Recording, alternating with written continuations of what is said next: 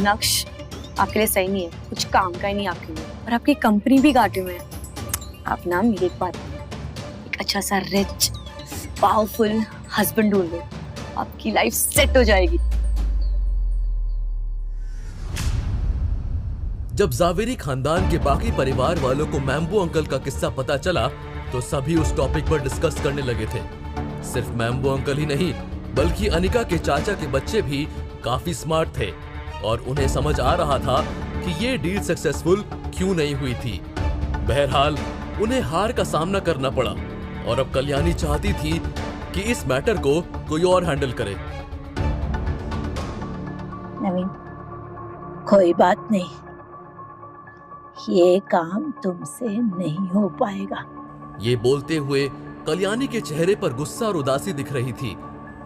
ये जो भानुशाली ग्रुप का नया सीईओ है, ये सुना है बहुत ही जवान है और इतनी कम उम्र में इतनी बड़ी कंपनी का सीईओ बनने का मौका मिला है, तो इसमें कोई शक नहीं कि उसमें घमंड ना हो।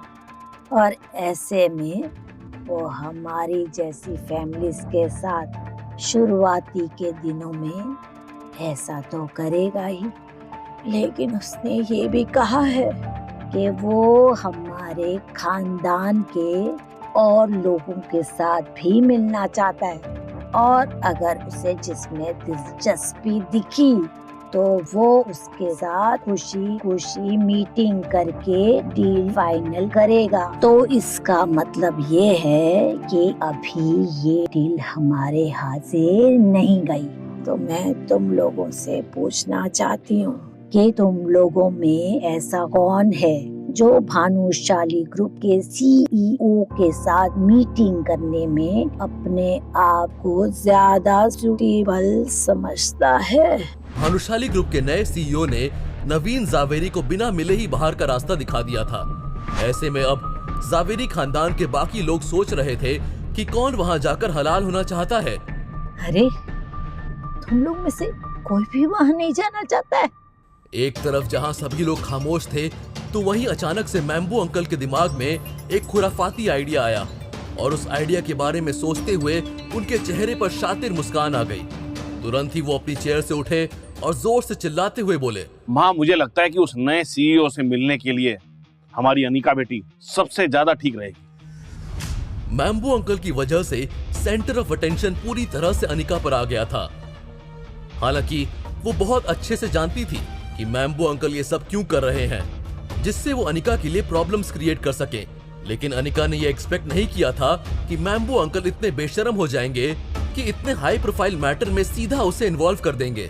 और यही सोचते हुए उसने कहा, दादी, लेकिन मैं इतने बड़े मैटर को कैसे। अनिका मन ही मन बहुत गुस्सा थी और साथ ही साथ ये भी सोच रही थी कि कैसे इस मामले से बाहर निकला जाए।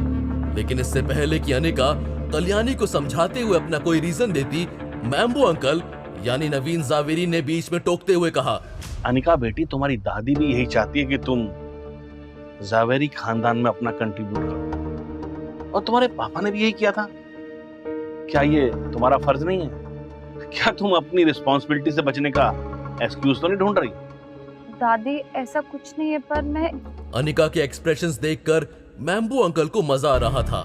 देखो अनिका, मैं जानता हूँ कि तुम्हारी अंजी कॉर्पोरेशन पिछले कुछ महीनों से घाटे में चल रही है और तुम्हें उसमें बहुत नुकसान हो चुका है। तुम्हें अपनी कंपनी को पटरी पर लाने के लिए बहुत सारी कैपिटल की जरूरत है ना? देखो अनिका, ये मैं तुम्हारे अच्छे के लिए कर रहा हूँ। अगर तुमने जावेरी खानदान में अपना कंट्रीब्यूशन दिया और तुम्हारी वजह से हमारी ये डील क्रैक हो गई तो दादी तुम्हारी कंपनी को बैंकक्रप्ट होने से बचा देगी। माँ, मुझे लगता है कि अनिका इस काम को करने के लिए सबसे ज्यादा सुटेबल है। आपको क्या लगता है? कल्याणी के दिल में मैम्बो अंकल की एक अलग ही रिस्पेक्ट थी। वो कल्याणी के सबसे फेवरेट थे। जाहिर सी बात है कि उनके सजेशन ने कल्याणी के मन में अनिका को लेकर अटेंशन पैदा कर दी थी। तो ठीक है अनिका, हम तुम्हें एक मौका देते हैं। तुम्हें कल ही भानुशाली ग्रुप के नए सीईओ से मीटिंग करने के लिए जाना होगा। अपना दिमाग लगाओ और इस डील को क्रैक करो। Do not let me down. दादी लेकिन मैं तो ठीक है, कल अनिका हमारी फैमिली को रिप्रेजेंट करेगी, फिर जो होगा देखेंगे। अभी के लिए ये मीटिंग खत्म करते हैं और जिसको जो भी करना है कर सकता है। जब अनिका की नजर मैम्बो अंकल पर पड़ी जो उसे देखकर हंस रहे थे, तो अनिका को और भी ज्यादा गुस्सा आ गया। अनिका के मन में क्या चल रहा है या फिर वो क्या कहना चाहती है, किसी को भी उसकी कोई परवाह नहीं थी। जैसे ही कल्याणी ने मीटिंग खत्म की, वैसे ही एक एक करके सभी वहां से जाने लगे थे। अनिका का मूड बहुत खराब था। घर आने के बाद जितना ज्यादा वो कल की मीटिंग के बारे में सोच रही थी, उतना ही ज्यादा उसे अनकंफर्टेबल फील हो रहा था। जावेरी खानदान में सभी को पता था कि भानुशाली ग्रुप के साथ डील करना नेक्स्ट टू इम्पॉसिबल है, और अब ये इम्पॉसिबल टास्क अनिका के सर पर आ गया था। उसे कोई आइडिया नहीं था कि वो कल भानुशाली ग्रुप के नए सीईओ के साथ मीटिंग में क्या करने वाली है, और यही सब सोचते हुए अब अनिका को बहुत घबराहट होने लगी थी। जब अनिका को कुछ भी समझ नहीं आया, तो अनिका ने अपनी कजिन भाग्या को कॉल किया। भाग्या अनिका से छोटी थी, लेकिन बिजनेस मैनेजमेंट की पढ़ाई कर रही थी, और इसलिए अनिका उससे हमेशा कोई ना कोई सजेशन तो लेती ही रहती थी। साथ ही साथ अनिका भाग्या से ये भी जानना चाहती थी कि क्या उसके पास कोई अच्छे सजेशंस हैं जिनकी वजह से अनिका का काम आसान हो जाए, और उसे उसके साथ चलने के लिए कहा। क्योंकि भाग्या छोटी थी, इसलिए जावेरी खानदान उसे तो भानुशाली ग्रुप के सीईओ से मिलने का मौका नहीं देगा, लेकिन तो क्या हुआ, कम से कम वो अपनी बहन अनिका की मदद तो कर ही सकती है। फिर क्या था, तुरंत ही भाग्या अनिका के घर आ गई और दोनों कल की होने वाली मीटिंग के बारे में डिस्कशन करने लगे। डिस्कशन के बाद अनिका को वाकई में लगने लगा कि शायद वो ये काम कर सकती है। अब ना तो उसे घबराहट हो रही थी और ना ही उसे कुछ कॉम्प्लिकेटेड लग रहा था। भाग्या के कदम फ्रिज की तरफ बढ़े और फ्रिज में से कोल्ड ड्रिंक का कैन निकालते हुए उसने कहा, दीदी नक्श दिखाई नहीं दे रहा, घर में नहीं है क्या? मुस्कुराते हुए अनिका ने जवाब दिया, जब मैं आज ऑफिस गई थी तो मेरे साथ निकला था, और जब वापस आई तो घर पे नहीं था। Like I really care. Anika की बात सुनकर भाग्या को बोलने का मौका मिल गया। अनिका के करीब आते हुए उसने कहा, दीदी एक बात बताओ, I really admire you and you are very hard working. Life में ना आपने एक गलती कर दी, नक्श से शादी करके। I mean, आपको 2 साल हो गए और आपने उसे डाइवोर्स लेने का सोचा भी नहीं। भाग्या की बात सुनकर अनिका ने एक लंबी गहरी सांस ली, लेकिन बोला कुछ नहीं। इससे भाग्या की हिम्मत और भी ज्यादा बढ़ गई और उसने कहा, दीदी अब आपको ना आपके बारे में सोचना चाहिए। वो नक्श आपके लिए सही नहीं है, कुछ काम का ही नहीं आपके लिए, और बड़ी माँ को भी बच्चा चाहिए। 2 साल हो गए, अब प्रेग्नेंट नहीं हुई, ना वो नक्श को फिजिकल होने देती हो, और आपकी कंपनी भी घाटे में है। आप ही सोचो कितना कर्जा है। आप ना मेरी एक बात, एक अच्छा सा रिच पावरफुल हस्बैंड ढूंढ लो, आपकी लाइफ सेट हो जाएगी।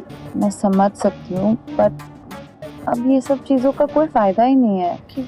2 साल हो गए मेरे शादी को, अब रहने दो, इट्स नो पॉइंट। जैसे ही अनिका के मुंह से ये शब्द बाहर आए, वैसे ही भाग्या ने अपनी टोन बदलते हुए कहा, तो जिसकी शादी होती है वो क्या डाइवोर्स नहीं देते? हाँ?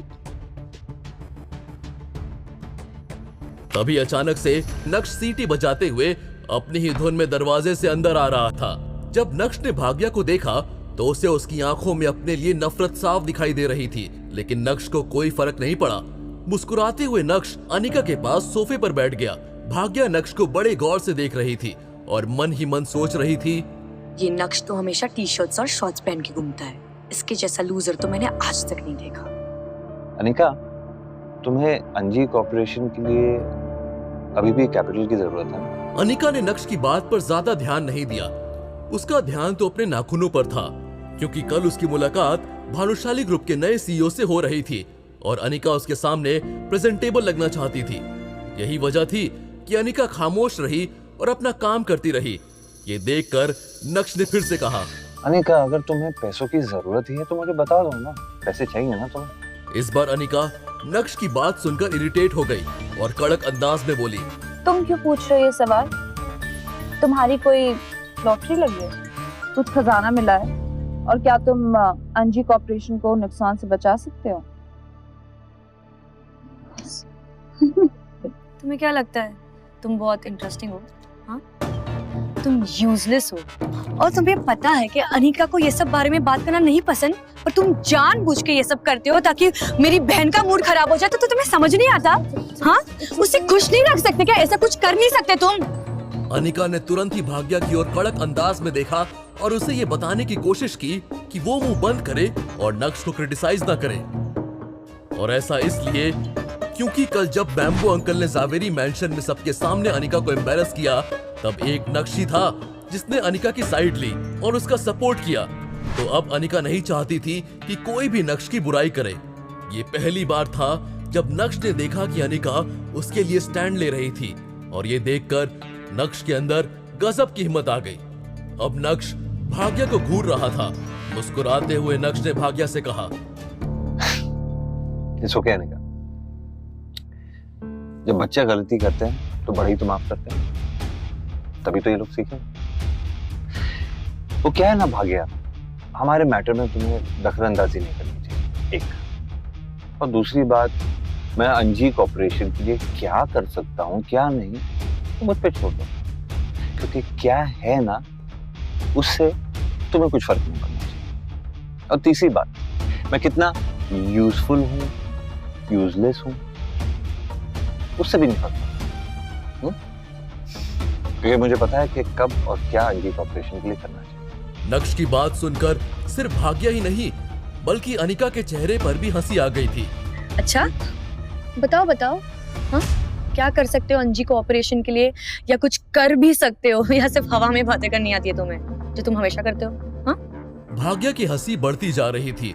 अब नक्श भाग्या को किस अंदाज में जवाब देगा? क्या अनिका उन दोनों को शांत करवाएगी, या फिर नक्श इस बार कुछ बड़ा करने वाला था जो अनिका और भाग्या के लिए बहुत सरप्राइजिंग होगा? कल की मीटिंग में क्या होगा?